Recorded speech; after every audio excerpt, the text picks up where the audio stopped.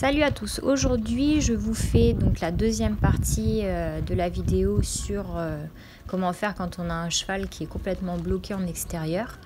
Donc j'avais fait une première vidéo avec Alias à pied.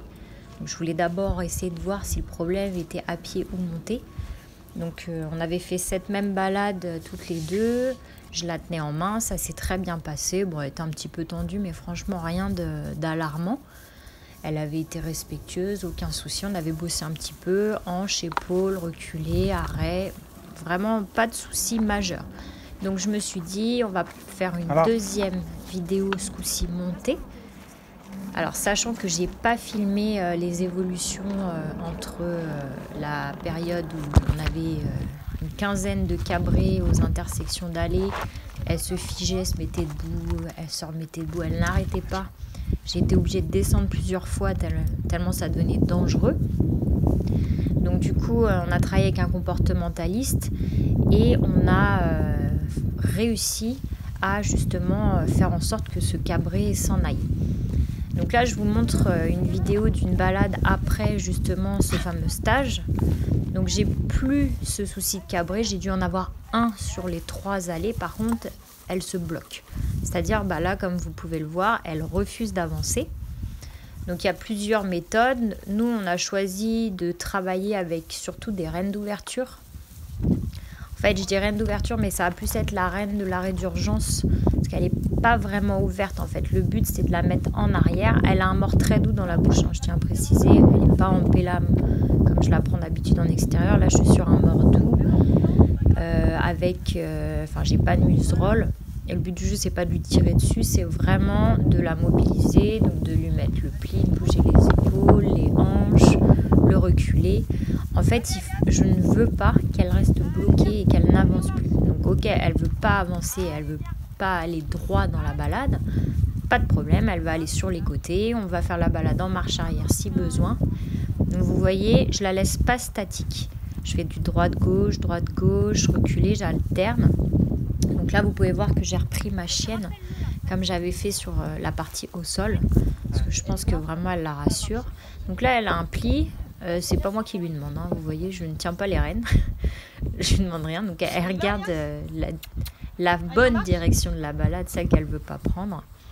Donc je la laisse faire. Parce que je me suis dit, ça va être notre petite pause à toutes les deux. Et en fait, elle met des petits coups dans la chaussure. Mais vraiment pas de gros stress. Je sentais plus qu'elle avait envie de faire demi-tour. Voilà, rien de plus.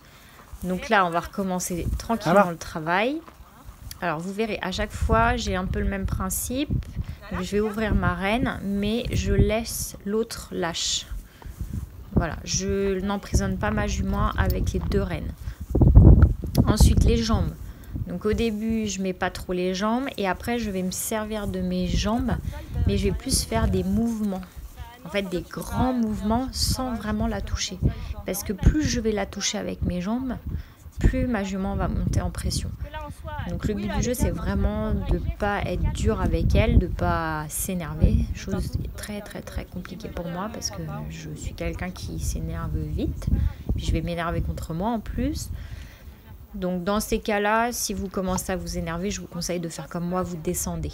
Quand vous sentez que vous montez en pression, ça ne sert à rien d'insister, vous descendez, vous marchez quelques pas avec votre cheval et vous verrez, ça ira beaucoup mieux. Parce que de toute façon, plus vous allez vous énerver, pire ça va être avec le cheval. Donc ça ne sert vraiment à rien. Donc vu qu'elle était restée figée, impossible de la faire avancer, je me suis dit, bon allez, hop, marche arrière. Et miracle, la marche arrière marche. Donc je me suis dit, vu que je me suis fixé l'objectif de faire 3 allées, c'est pas grave, je ferai les 3 allées en marche arrière. Non, je rigole. Elle a fini par se décoincer, donc à force de faire ce que je vous ai dit, de mobiliser les épaules, les hanches, faire des serpentines, des reculés, des arrêts, des pauses. Elle a fini par se débloquer. Alors j'ai pas la vidéo quand elle se débloque, parce que je voulais surtout vous montrer le travail que j'ai fait par rapport à ça. Alors je vais essayer de vous poster fin de semaine la vidéo de la balade pour les emmener au pré, celle qui dure 3h30. C'était vraiment mon challenge de l'été, la bosser au mois de juillet pour la débloquer et pouvoir faire cette fameuse balade. Donc vous verrez si on a réussi ou pas, ou si on a eu besoin d'aller chercher Alias en vent. Je vous la poste, je pense, oui, fin de semaine. Comme ça, vous verrez les résultats. Et puis, si tout ce qu'on a fait, ça a fonctionné. Donc, je vous dis à bientôt.